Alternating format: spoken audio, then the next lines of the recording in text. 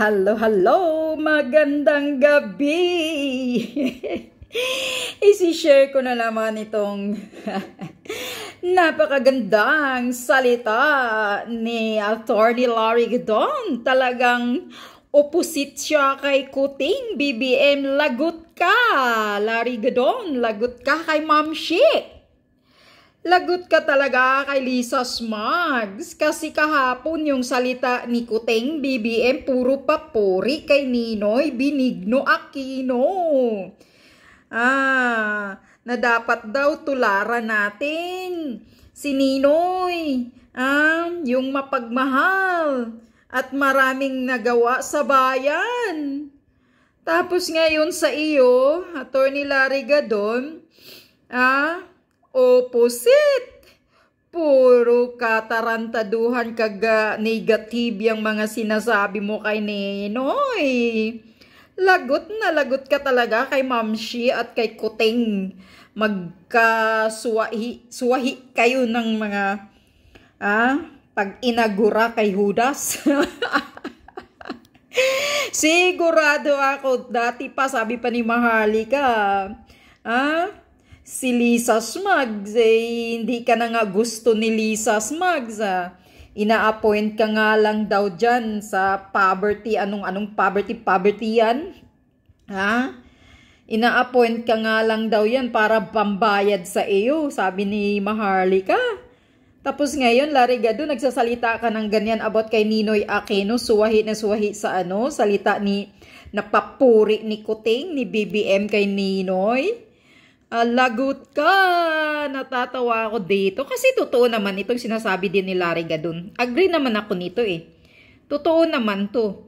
Si Kuting lang ay talagang nagiging kulay dilawan na talaga siya. Kasi wala siyang magawa Diktador si Lisa Smugs Lahat ng command ni Lisa Smugs kailangan sundin Sabi ni Maharlika.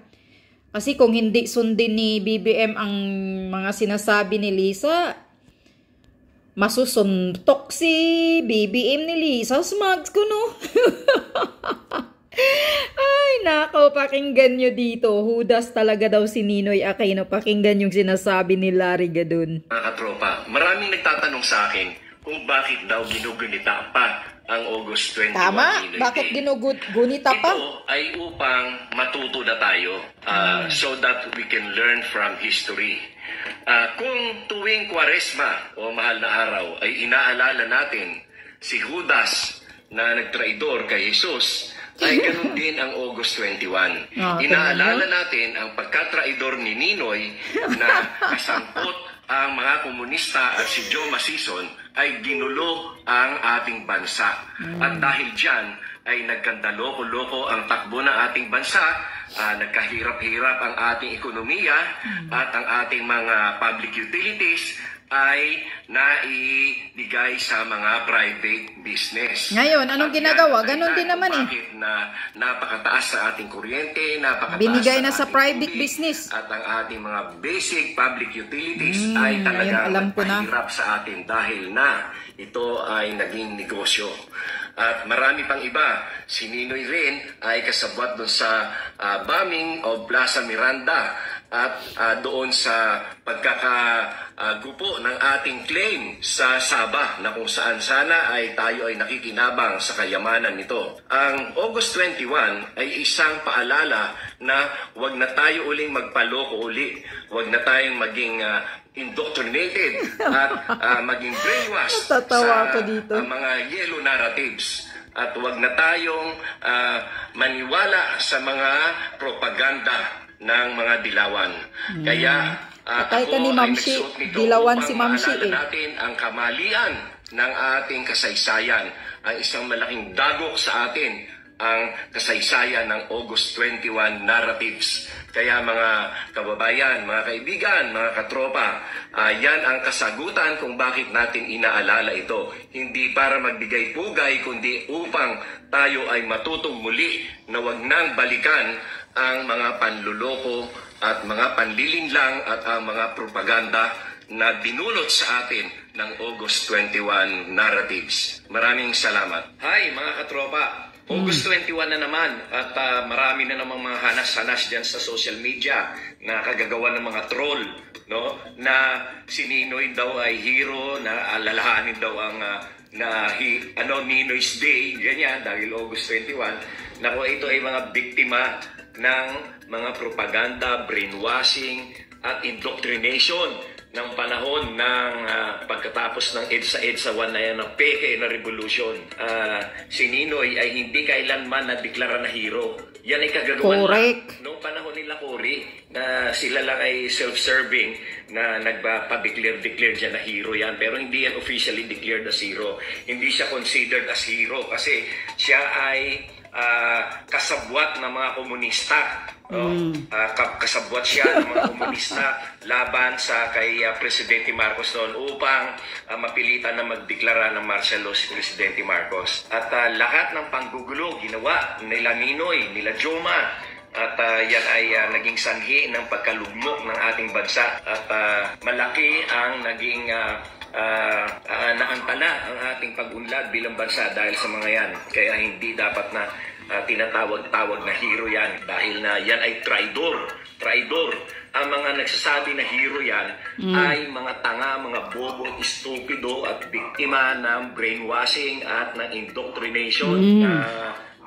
Sa mga bata pa lang ay pinapabasa nila ng mga libro na si Ninoy daw hero. Isa sa mga founder ng NPA yan, kasama ni Joma Sison. At yan naman ay napatunayan nila Victor Corpus at ng iba pang mga writers na kagaya ni Ambassador Bobby Tiglao. Napakarami nang sulat na sila Ninoy at si Joma ay talagang magkasama pa sa pagbubuo ng NPA at ng National Democratic Front at ang Communist Party of the Philippines. Kaya hindi dapat tinatawag-tawag na hero yan. Yan ay isang traidor. At ang mga naniniwala na hero si Ninoy ay mga tanga, bobo, estupido, mga gago, at talagang mga walang utak. Paano ba naman naging hero yan? Yan. Yan, BBM. Sabi ni Larry Gadon, ang naniniwala kang hero si Ninoy Aquino, isang bubo, isang tanga, isang walang utak, lutang, dagdagan ko pa. Ganun na rin yung mga words ni Larry Gadon ano ito, BBM? Magkasalungat kayo ng salita ngayon ng Secretary Gadon mo. Kasi, ikaw kasi BBM, magkaparehas yata kayo ni ni Ninoy Aquino ng utak. Sabi ni Larry Gadon ang naniniwala na hero si Ninoy Aquino ay isang bubo, tanga, estupido na walang utak. Yan, isa ka na dyan, kuting. Yan, lagot ka, Larry Gadon kay Lisa Smugs. Siguradong otos-otos yan. Yan nga, bakit ipagdiriwang pa yung August 21 na yan, wala namang silbi yan. Hindi naman hero yan Si BBM, si Kuting, yung mga speech niya, puno ng mga kadramatization kahapon. Puro drama, puro papuri kay Ninoy Aquino. Puro papuri. Talagang gustong purihin na siya ng mga dilawan. Pero si Larry Gadon, talagang hindi nagbabago ang utak. Talagang lahat ng sinasabi niya noon hanggang ngayon, ganun pa rin. To ang taong may panindigan. Kailangan magsalita. Ayan. Lagot ka kay Mamshi, kay Lisa Smugs. Si Larry Gadon. Natatawa ako sa iyo. Yan. Hindi naman talaga hero yan Sino ba namang naniniwalang hero yan? Puro kalukuhan yung mga ginagawa ng mga pulahan, dilawan, magkaisa lang yan. Ang mga tao lang ang pinag-aaway-away nila noon. Ngayon, nagigising na kami, natuto na. Walang pulahan, walang yellow, walang dilawan, kundi iisa lang ang Marcos at Aquino. Magkaisa lang yan sila, kasama yan, puro mga, wag na. Sabi pa ni Maharlika, mga magkasabwat ng mga ngamkam.